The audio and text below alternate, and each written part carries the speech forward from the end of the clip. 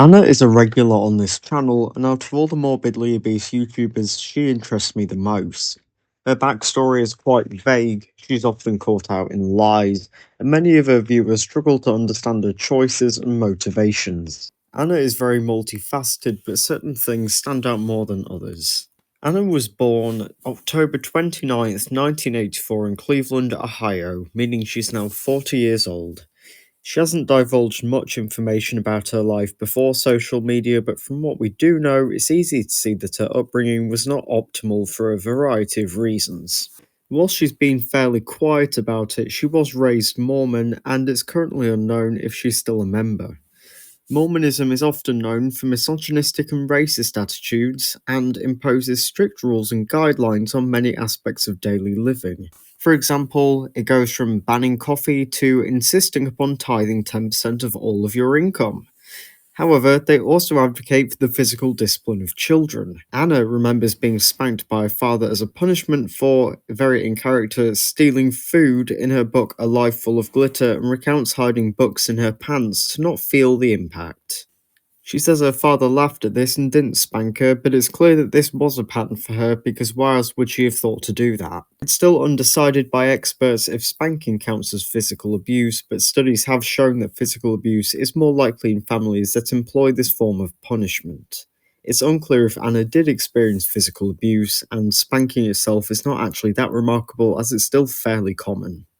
What gets me here is Anna's rosy recollections of events that most people wouldn't find funny whatsoever, and this inappropriately cheerful attitude is what Anna is known for. Ex-Mormons have frequently stated that the organization had a culture of toxic positivity in which all negative emotions and experiences are discouraged or undermined. Somebody who is toxically positive will repeatedly ignore or suppress negative feelings and only focus on the positive aspects, which is a dysfunctional emotional regulation mechanism. Toxic positivity can harm interpersonal relationships due to persistent invalidation of others' emotions and refusing to acknowledge uncomfortable truths. In Anna's case, it causes unrealistic optimism and idealism, and it impairs her critical thinking skills and judgment, which means she's very easily led. It's also caused her to bury her head in the sand in regards to her health for decades and put way too much trust into people who don't have her best interests in mind. Her over-the-top happy facade has become very off-putting even to genuine fans, and people see her as very disingenuous. She wasn't always like this though, and at the beginning of her online career, she was respected for her honesty. Her quirky personality felt real, and she wasn't afraid to talk about difficult topics such as her struggles with obesity and BED. Her early blog is where we get most of the information about her personal life, and she was very honest and open about her weight loss and was highly motivated, losing around 100 pounds. Things appeared to be going very well for her until something catastrophic happened and she joined the body positive movement. On its face, this may not seem like such a bad thing, but it completely derailed her progress and she's continued to get worse ever since. The movement actually does have parallels to Mormonism, due to toxic positivity coexisting alongside persecution complexes. This movement worsened Anna's unrealistic optimism in regards to her health, and pseudoscientific identity politics instilled learned helplessness in her. In Anna's case, she believes that she's a victim of genetics, her body, and society, dissociating herself from these things because acknowledging her own agency would drag up negative emotions such as guilt. As a result of this, she refuses to take any accountability for the state of her body and her declining health, and her victim mindset allows her to do this. However, she experiences cognitive dissonance. How can one reconcile being overly positive all of the time with being a helpless victim of everything? Well, you can't. Instead, it causes psychological discomfort. Since becoming body positive, Anna has become extremely passive aggressive, entitled, and she has a bad habit of obscuring the truth. These three traits are some of the main reasons for the disdain towards her, as is her complete lack of self-awareness. She'll post videos that most people would be deeply ashamed of and then gets very upset when she receives any backlash, and I can think of a few examples of this. She went to Target and complained about not being able to fit in any of the clothes despite not being in the plus size section that she demanded all stores have, and then started redressing a mannequin because she didn't like the outfit. She took great offense when a woman said to her, "Good luck getting out there on a trail," and then had a public meltdown which she blamed on her hormones. She didn't get the correct bagel order and then reacted by filming herself sobbing in a hotel room. In that same video, she was making fun of children performing in the street twice. In response to all of these controversies, she just doubled down and acted like the victim. Due to these random and unjustified outbursts, people have speculated that she has a drinking issue or mental illness outside of BED, but none of this has been confirmed, and I'm not going to speculate on that. In all of these examples, and many more, her entitlement is through the roof. Her influencer status has allowed her to go on many free holidays, all of which she complained about the entire way through. Of all the people I've covered, Anna is the most entitled by far. Major entitlement issues arise for a variety of reasons, and hers may be caused by toxic positivity, making her very unempathetic. Her Mormon upbringing may have also given her a feeling of superiority, since members believe they're God's special chosen people. Her victim complex may have her believing that she deserves more from the world as compensation for her perceived suffering. Being an influencer for so long may have also added to her perceived superiority, and she may genuinely see herself as an elevated celebrity who deserves special privileges. Whatever the cause, she has a bad tendency to always put her wants above the needs of others or the very constraints of reality. Her unreasonable optimism only sets her up for disappointment when she inevitably doesn't always get what she wants. Toxic positivity is largely responsible for her worsening health for a few reasons. She's been addicted to food for the majority of her life, with one cause likely being her family history. Anna has stated that her mother and sister were both morbidly obese, which caused her mother's death when Anna was only 19. Her sister would also pass due to serious complications from weight loss surgery. In her book, she fondly reminisces sneaking food in between meals and writes about the sensation of eating in great detail. In recent vlogs, she shows herself to still be obsessed with eating, being the most animated and excited when buying or talking about food.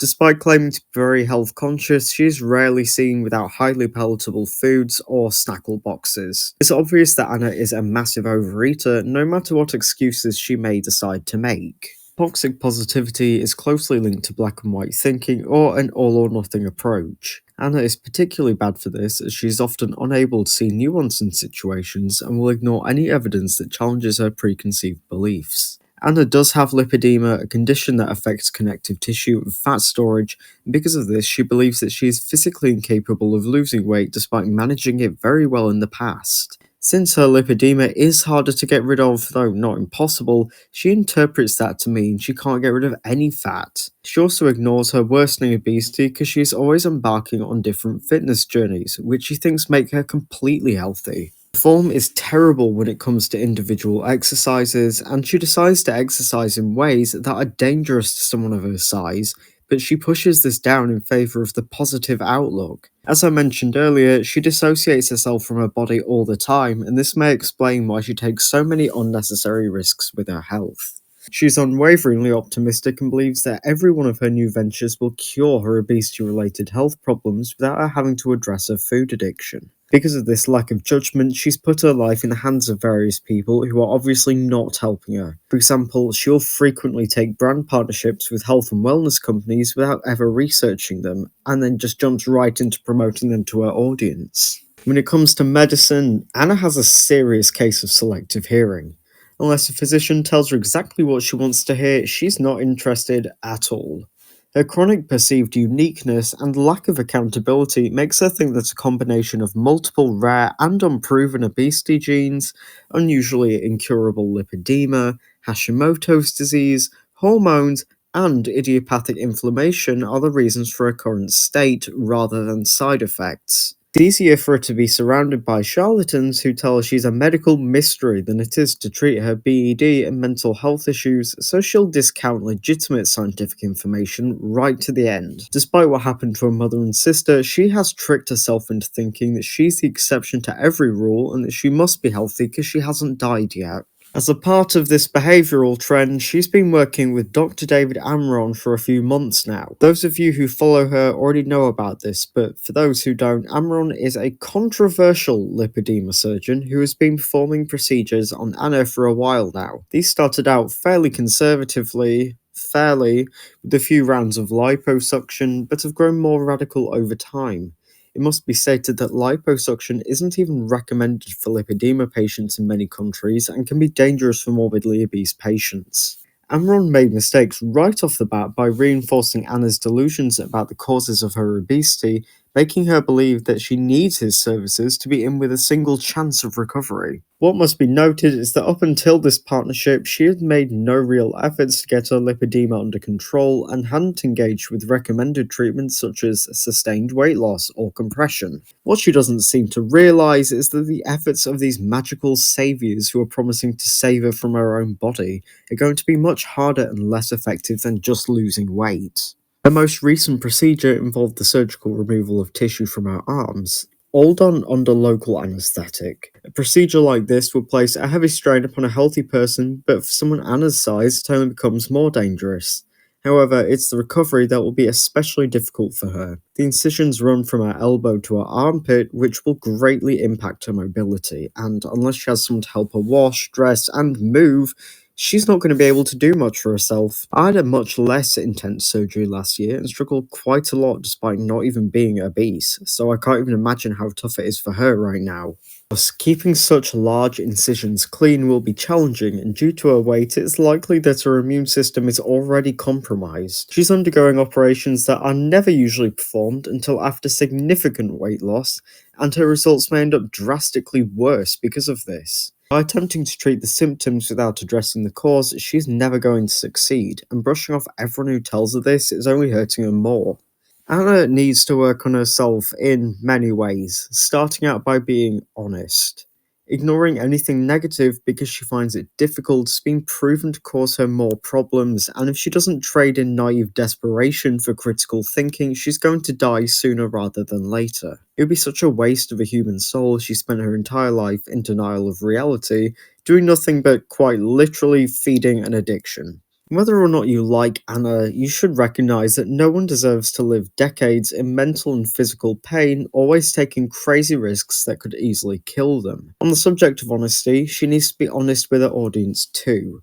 We all know she is rarely transparent when it comes to sponsorships, and as a professional influencer, she doesn't seem to care about who or what she's influencing. She's free to do whatever she wishes with her own health, but she has to consider the impact she has on others who may be similarly vulnerable. By publicly validating her own weight-based delusions, she is persistently spreading medical misinformation that can and will cause another person to take the same risks with their health. By incorrectly measuring or lying about her caloric intake, she's misleading people on basic nutrition. By saying she's eating to survive and encouraging potential dangerous fitness routines, she's spreading misinformation.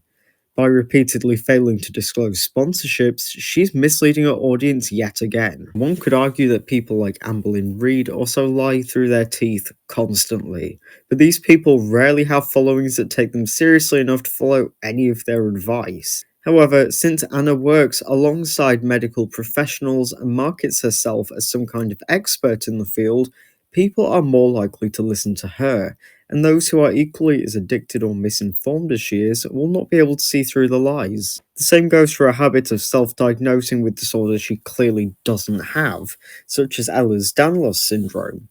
Anybody who actually had this disorder would be unable to sustain that sort of weight without suffering from severe health complications, and her joint-stressing exercise routines would be completely out of the question. Whilst I do feel quite a lot of sympathy for her, I think she needs to start taking some responsibility.